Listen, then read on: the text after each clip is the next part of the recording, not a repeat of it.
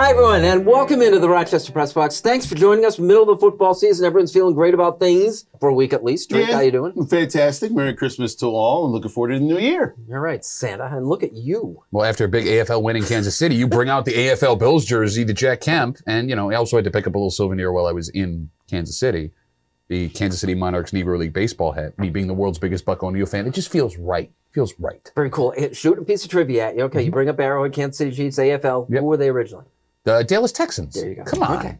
Do you see those helmets with the state of Texas on the side? The old Dallas Texans helmets are really, they're something. Yeah, no, there was a dude in the parking lot wearing a Dallas Texans coat, and it's like, hey, man, what are you doing? You're in Kansas City. You've had a lot of time. You don't have to have that coat. It's fine. I'm sorry. But that's okay. Between that and the Oilers, it's funny. Like the Broncos and the Bills are the only teams left from the original 8 AFL teams that are in their original form. But anyway, I have a difficult time feeling great about this win over the Chiefs. Because to me, this was just the 5th time that the Bills' 2-minute defense has just fallen flat. All right, now listen, when it comes to picks in the NFL for this, I had to watch this game. But the way the Kansas City Chiefs for years basically have gotten a few calls, gotten a few breaks, done some great moments, this was the one that went the other way. To see them whining at the end of the game about this call, which was the right call to make, terrible time to do it, right call to make, took away the play, but this is the way the game is played. I thought it was great, but I'm not too really worried about the defense going forward. It was a break the Bills needed, and they got 5 times. I know. They should have lost the Giants game, and I know. But they didn't. I know you kind of feel like they're owed that, but that play, that call was inconsequential to what should have been another defeat.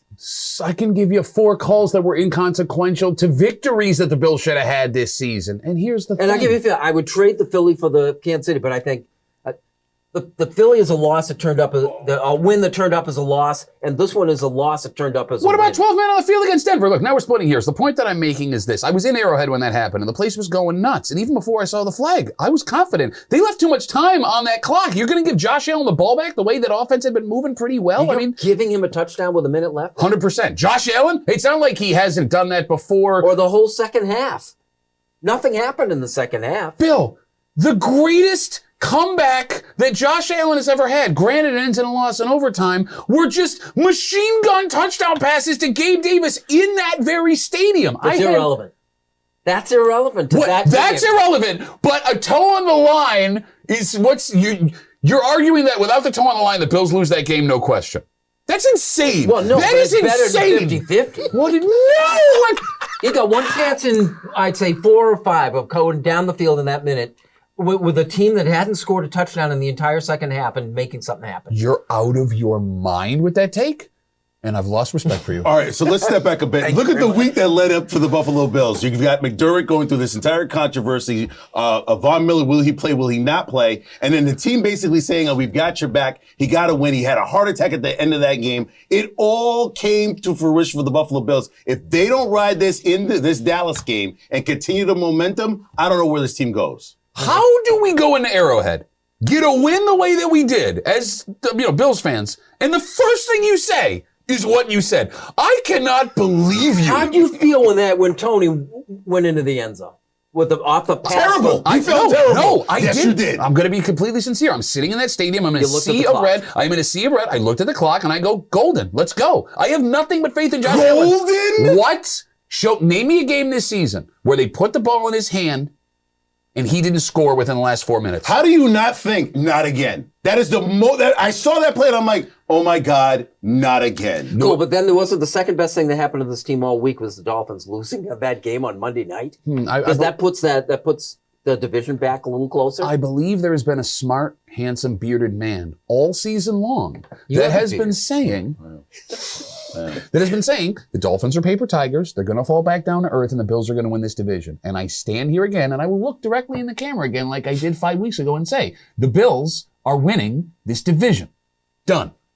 Time to make our picks. Greg Connors is with us on the Rochester Press Box.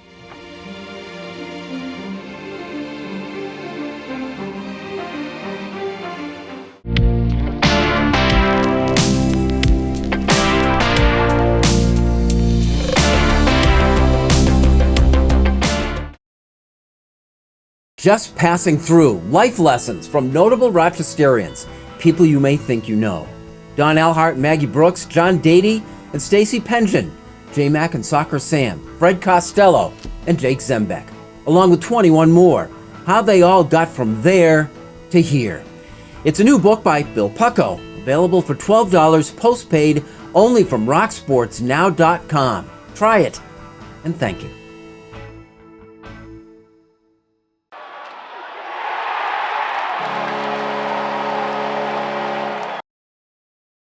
Our NFL Pick segment in the Rochester Press Box, brought to you by Connors and Ferris, your trusted and dedicated workers' comp attorneys and official sponsor of the Buffalo Bills.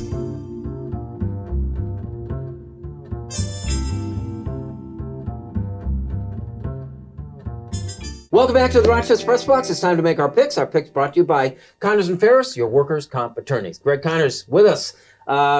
You're falling behind Tariq in the picks. But I got to say, again, the numbers are so great. I computed Tariq's Vegas numbers with $100 per game of the way he's been picking him. He'd be up $990 this year. And a smart man would have betted. Well. Maybe so. Greg, how you doing, man? I'm fantastic. And I got to tell you, Bill, I have a completely different take on that Bills game. I thought the Bills showed progress and growth with McDermott calling the defense, especially on that last play. They did everything in the last play they should have done with 13 seconds left. Well, the best part of it were the plays that followed the play because they did shut him down at that point. But still, I see the guy walking into the end zone and said, it's just another one of those games. Well, he had a 6-inch lead, so maybe that's why he had so much space to get into that end zone, Bill. I agree with Duffy. 10 yards. I agree with Duffy. When I saw it go in, I was like, at least there's over a minute left. Let him score and take the lead with 1 minute left. Great idea. Greg, tell us something we don't know about the Dallas game coming up. Well, for me, this Dallas game, I mean, you got Micah Parsons coming back into the Northeast. He's a former Penn State grad. I love my Penn State grads, but the offense and Spencer Brown, he's got a big challenge. They've got to chip him. They've got to give Josh just a little extra time so he can get that extra read. Somehow Dallas is getting points in this game. 2.5. How are you playing it? Boy. I mean, this is killing me. I hate to say and I hate to do it, but I think the Bills are going to win this game. I don't think it's going to be by 2.5. I'm you sorry. were setting him up. I thought you were picking against. I was going to close the gap further. I thought it's all. I mean, okay, all right. Well, then I'll be the bad guy. I'll just say the Dallas Cowboys are on quite a run right now, offensively, one of the more dangerous teams in the NFL. I don't think Buffalo, after everything they went through emotionally, listen, this is a pivot game. If they beat Dallas, they're all pivot games. No. For Buffalo, because of the way everything is playing out with the Chargers and the quarterback out for the rest of the year, and the Dolphins at the end of the year, Duffy could be a genius here. The other way here, the Dallas Cowboys offense looks amazing. They have to come to this cold weather, they have to deal with this Buffalo team. But are they exhausted after that win emotionally last week? It wasn't just the win; it was everything that went on last week. See, Dallas is coming in the same way though, because it's off the Eagles game. I mean, that's almost a wash. So let down, low-scoring game, and Duffy? Who do you pick? No, I like the fact that Dallas... You're taking Dallas. I am taking Dallas. I like the fact that Dallas went in and blew out Philly, right? That was the game that you were getting ready for. The Bills have been very fortunate where you're catching teams where they're playing some of the biggest games of their season right before you come to Buffalo when you got the Chiefs coming off the bye. Of course, you have Dallas traveling west to east. This Bills offense is clicking now. That Chiefs defense is better than you're giving it credit for. The Bills cover the 2.5. All right, I can't not take points with Dallas. I got to side with Tariq. I'm taking the Cowboys. And I don't like Dallas. I hate Dallas. I sit in the camera. I hate Dallas. Hey, you know what I'm doing? You see what I'm doing? Is that the gap closing between you guys? Oh, look at that. Here Only comes one for the 2-0 last week. That was good. Greg, pick a second game. I think I'm going to have to go with, I was looking at it, the lines, again, are tempting, but they just keep on letting me down. So I'm going with the Jags plus 3.5 over the Ravens. The Jags, when they've lost, have only lost one game by more than 3 points. So I'm going to go Jags 3.5. That team's been a popular pick on this disc. What's your second pick? I'm going to have to go with the Browns. I think they're taking on the Bears. I'll take the Browns over the Bears. The Browns, I just believe in Flacco. You ride the hot hand. He's been amazing the last couple of weeks. I think the Browns will be able to do it. And I'm not sure if Chicago's quite there yet. They are getting better, and I do think they're going to go with Fields. I think you're giving 3.5 in that one. What's your second game? Well, I was going to take the Dolphins-Jets, but after hearing Greg, we're closing the gap again. I like Baltimore, the 3.5 against Jacksonville. I don't trust Jacksonville. They're not the team everybody thinks they are. All right, revert to norm. I have to pick against the Giants. I'm going to give, I think, 5.5, 4.5, 5.5. They're at New Orleans. I'm going to take the Saints.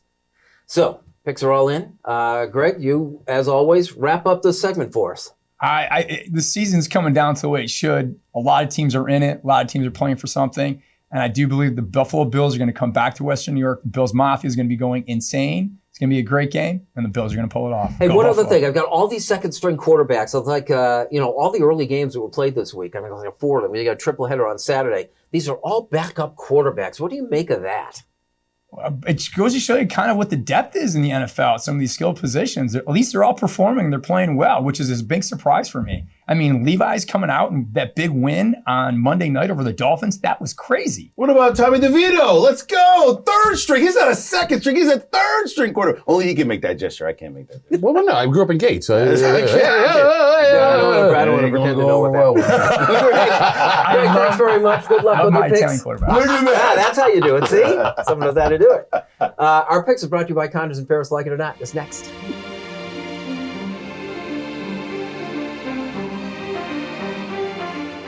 Here's the Press Box Trivia question, brought to you by Market View Liquor, where exceptional customer service meets an extensive selection. Jefferson Road.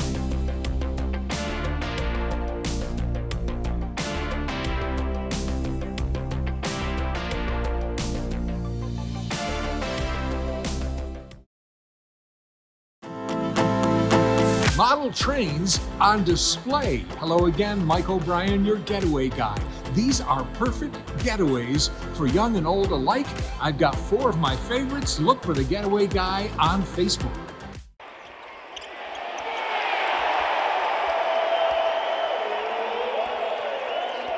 Here's the Press Box Trivia answer, brought to you by Market View Liquor, where exceptional customer service meets an extensive selection.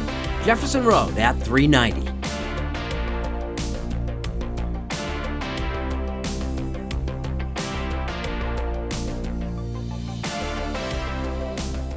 Welcome back, and thanks for joining us here on the Rochester Press Box, our Like It or Not segment, brought to you by Sport Clips, where the MVP experience is better than ever. Sport Clips is a game changer. No appointments are needed. Stop by a Rochester location today. Tariq, like it or not, Ohtani's new contract with the Dodgers. Oh, I love it. What is it? $700 billion? Oh, I'm sorry, million. I'm close to $1 billion. But by the time his contract's done, it might be $1 billion because there's some holes here.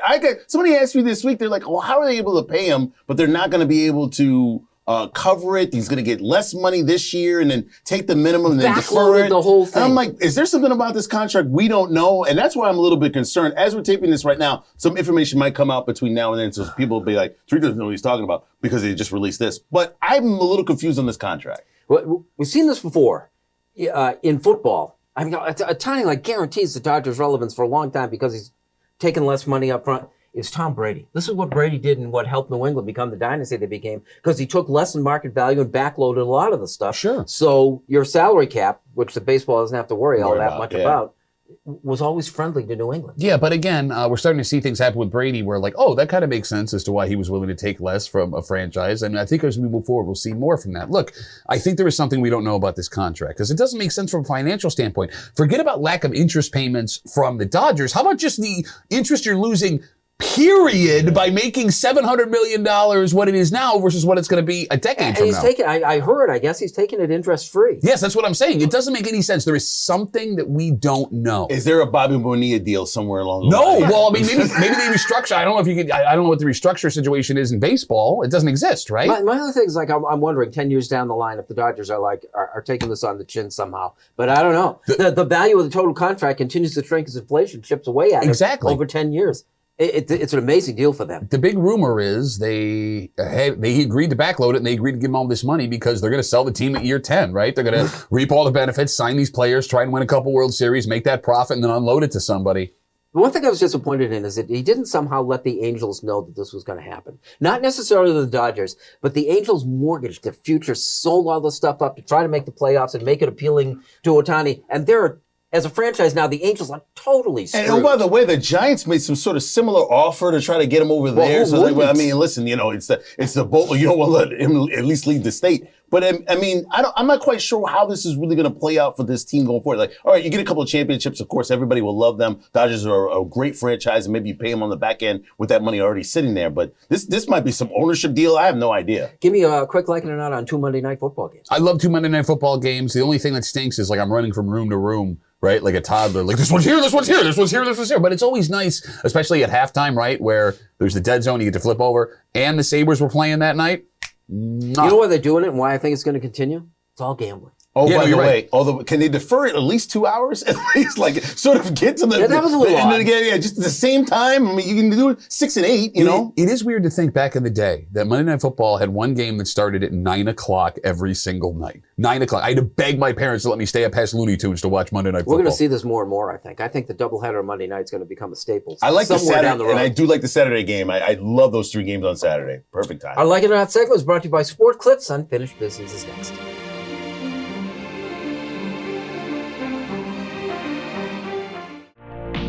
The Press Box Stat of the Week is being brought to you by McArdle's Restaurant in Fairport. Come home to McArdle's.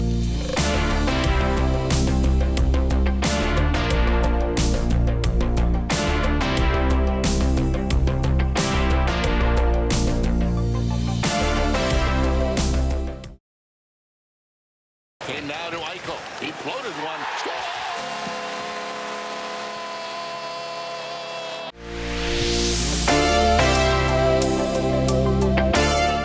Welcome back. Thanks for joining us here on the Rochester Press Box. Time for Unfinished Business, and Pat starts. A report from NBC Sports this week that Bill Belichick and the Patriots will be parting ways at the end of the season, which is a really polite way of saying Robert Kraft is blowing him out. And they're already doing his eulogy in New England, even though he's got a couple more games to coach, talking about, most Super Bowls won by a head coach, most Super Bowls appeared in by a head coach, the playoff winning percentage, which is weird. Like, if you take Brady away from Belichick, and I've been yelling this for years, and I know you guys have heard me, Bill Belichick has an under 500 record without Tom Brady as quarterback.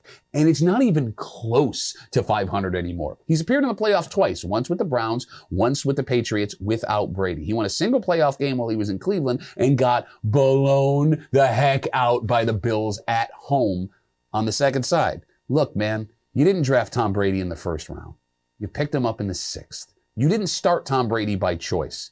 You started him after Drew Bledsoe's spleen exploded, and thank God he was okay. But the amount of credentials and congratulations and word genius that is heaped on Belichick for a man who fell backwards into a guy that handed him a legendary career is insane. Now, I know he's not done coaching, and he probably ends up going West Coast because a face like that looks like a California kind of guy. But can we stop with this celebration of a man who rode someone else's coattails?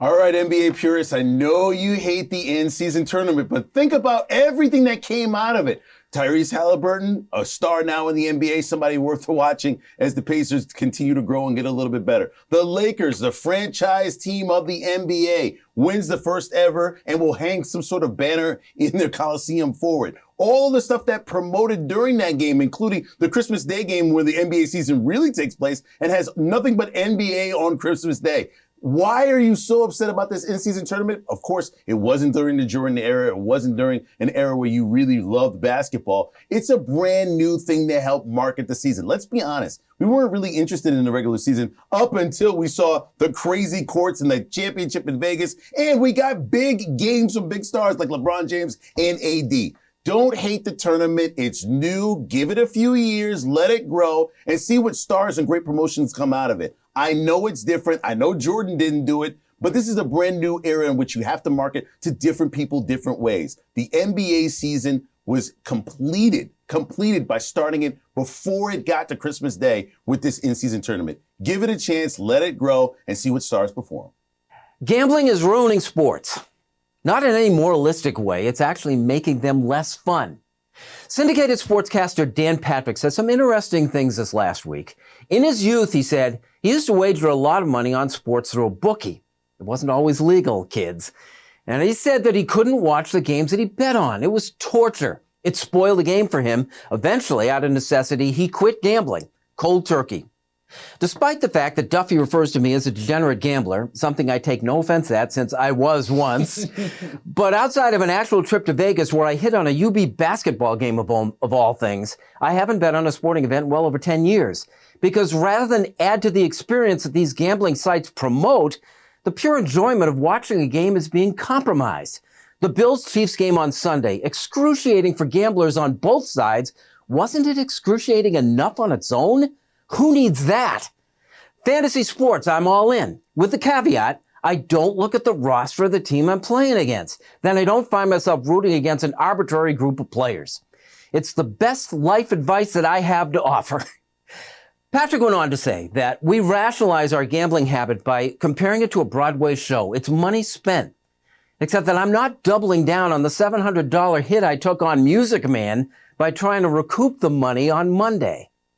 That is our unfinished business, and that is our show. You didn't double down after the Music Man when River City was getting -3 with that marching band the next day? Very Who's the nice. star of Music Man? Well, Hugh Jackman. I don't. You know what? And I learned that, to see top flight entertainment with big name stars, it's worth every penny. Who Just knew? is. Who knew Wolverine could dance like that? You see him move in the woods, man. Jumping up in the library, all the rest stuff. We're getting like way It's a off topic. sports show. Thanks for joining us here on the Rochester Press Box, and we'll see you again next week. You've seen Les Mis, the movie version. Oh no, I never seen the movie. He's amazing in that. Really? Yeah. Was it Russell Crowe in that too? Yeah, he was. I'm not even Russell Crowe. Everyone.